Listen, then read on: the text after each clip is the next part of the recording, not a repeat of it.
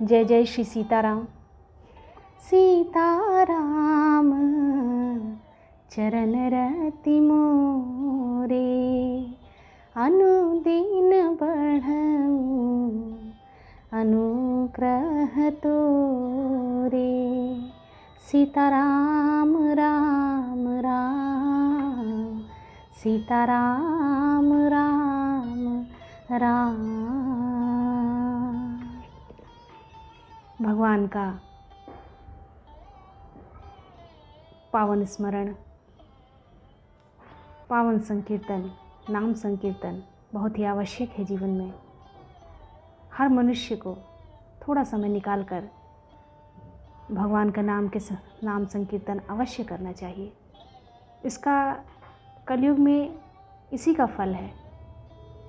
यही एक मात्र विधि बताई गई है जिसके द्वारा हम अतिशीघ्र भगवान की भक्ति को प्राप्त कर सकते हैं। तो ज़रूर नाम संकीर्तन करने का प्रयास करें। भगवान के नाम की महिमा अपार है। नाम संकीर्तन से आप भगवान के बहुत समीप पहुंच जाते हैं और आपकी आत्मा उस परमात्मा से संलग्न होने लगती है। श्री रामचरितमानस की सुंदर चौपाइयों की श्रृंखला अनवरत रूप से आगे बढ़ रही है। मेरी गति मति के अनुसार हम सभी इसका श्रवण लाभ ले रहे हैं। अयोध्या कांड आरंभ हो चुका है। भरत जी अपने साथ बहुत सारे नगरवासियों को लेकर श्री राम भगवान को जंगल में ढूंढने चल देते हैं। जो जैसी अवस्था में रहता है उसी में वो प्रफुल्लित होकर के चलता है। जिसे घर देखने को कहा जाता है कि तुम घर पर रहो, वो अपने आप को लूटा सा महसूस करता है। उसे लगता है कि ये पावन अवसर था भगवान को देखने का जो हमसे छीन लिया गया। भगवान के प्रति अनन्य प्रेम की पराकाष्ठा श्री गोस्वामी तुलसीदास जी द्वारा यहाँ पर दिखाई गई है। जय जय श्री सीताराम। अब इसके आगे पय आहार फल असन एक, निसि भोजन एक लोग, करत राम हित नेम व्रत, परिहरि भूषण भोग। कोई दूध ही पीते हैं, कोई फलाहार करते हैं। रास्ते में चलते हुए विविध प्रकार के अनुभवों से सामना होता है।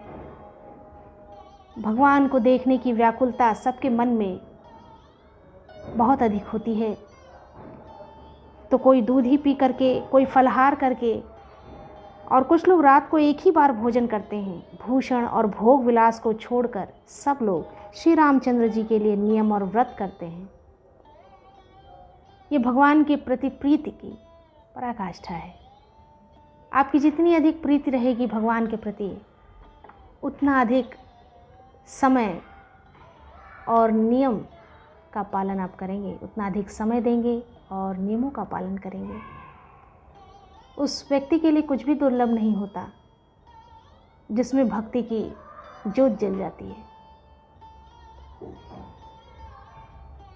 सई तीर बस चले बिहाने, श्रृंग बेरपुर सब नियराने। चलते चलते सई नदी के तीर पर निवास करके सवेरे वहाँ से चल दिए और सब श्रृंगवेरपुर के समीप जा पहुँचे। निषाद राज ने सब समाचार सुने तो वो दुखी होकर हृदय में विचार करने लगा।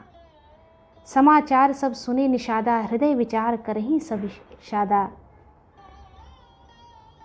कारण कवन भरत बन जाही। किस कारण से भरत जी वन को जा रहे हैं? वन जाने का क्या प्रयोजन है कछु कपट भाव मन माही। मन में कोई कपट तो नहीं है, कोई बात तो नहीं है। जो पे जियन होती कुटिलाई। और अगर हृदय में कुटिलता नहीं होती, कोई भेद नहीं होता, कुछ कारण नहीं होता, तो कतलीन संग कट काई। तो इस विशाल सेना की क्या आवश्यकता थी? तो साथ में सेना क्यों लेकर चल रहे हैं? ये मन में विचार करने लगा निषाद राज। जान ही सानुज राम ही मारी, करऊ अकंटक राज सुखारी। भरत न राजनीति और आनी, तब कलंकु अब जीवन हानि। समझते हैं कि छोटे भाई लक्ष्मण सहित श्री राम को मारकर सुख से निष्कंटक राज्य करूँगा। भरत ने हृदय में राजनीति को स्थान नहीं दिया, राजनीति का विचार नहीं किया। तब पहले तो कलंक ही लगा था, अब तो जीवन से ही हाथ धोना पड़ेगा। संपूर्ण देवता और दैत्य वीर जुट जाएं तो भी श्री राम जी को रण में जीतने वाला कोई नहीं है। भरत जो ऐसा कर रहे हैं इसमें आश्चर्य ही क्या है? विष की बेलें अमृत फल कभी नहीं फलती। अस विचार गुह ज्ञाति सन, कहूँ सजग सब होहु।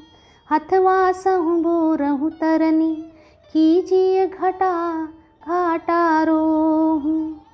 ऐसा विचार कर गुह निषाद राज ने अपनी जाति वालों से कहा, सब लोग सावधान हो जाओ, नावों को हाथ में कब्जे में कर लो और फिर उन्हें डुबा दो तथा सब घाटों को रोक दो ताकि भरत जी वहां पहुंच ही न पाए।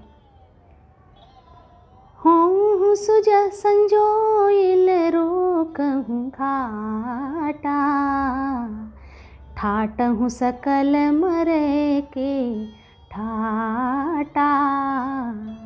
सन्मुख लोह भरत सन लेऊ, जियतन सुर सरी उतरन देऊ।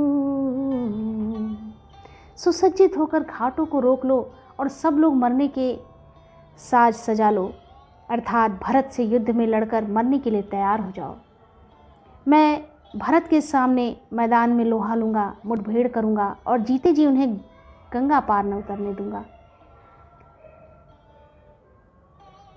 ऐसा इसलिए निषाद राज बोल रहे थे क्योंकि मन में उनके शंका थी और उसी शंका के फलस्वरूप उन्होंने सोचा कि युद्ध करना पड़ेगा। ये हो न हो श्री राम जी को हानि पहुंचाने वाले हैं। युद्ध में मरण, फिर गंगा जी का तट, श्री राम जी का काम और क्षणभंगुर शरीर, जो चाहे जब नाश हो जाए। भरत श्री राम जी के भाई और राजा, उनके हाथ से मरना और मैं नीच सेवक, बड़े भाग्य से ऐसी मृत्यु मिलती है। ऐसा विचार करने लगे। मन सरल था, भगवान के प्रति अनन्य प्रेम था, इसलिए ये भावनाएं मन में उठने लगी। स्वामी काज करिहउ रनरारी, जस धवली हऊ भुवन दस चारी। तजऊ प्राण रघु नाथ निहोरे, दुहु हाथ मुद मोदक मोरे। मैं स्वामी के काम के लिए रण में लड़ाई करूंगा और 14 लोगों को अपने यश से उज्जवल कर दूंगा। श्री रघुनाथ जी के निमित्त प्राण त्याग दूंगा। मेरे तो दोनों ही हाथों में आनंद के लड्डू हैं। श्री अर्थात जीत गया तो राम सेवक का यश प्राप्त करूंगा और मारा गया तो श्री राम जी की नित्य सेवा प्राप्त करूंगा। साधुओं के समाज में जिसकी गिनती नहीं और श्री राम जी के भक्तों में जिसका स्थान नहीं, वह जगत में पृथ्वी का भार होकर व्यर्थ ही जाता है। वह भार समान है, इस पृथ्वी पर वह भार समान है। वह माता के यौवन रूपी वृक्ष के काटने के लिए कुल्हाड़ा मात्र है।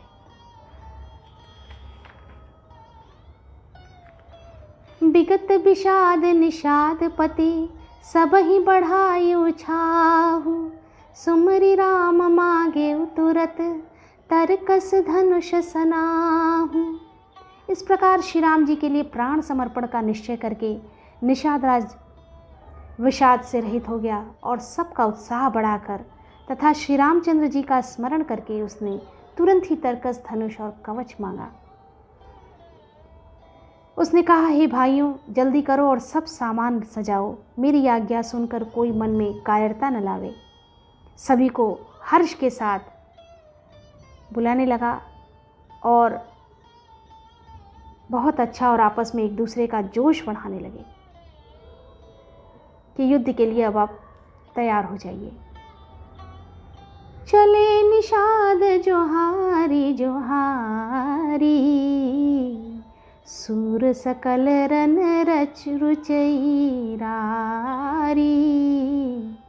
सुमरि राम पद पंकज पनहि, भाथी बांधी चढ़ाई धनहि।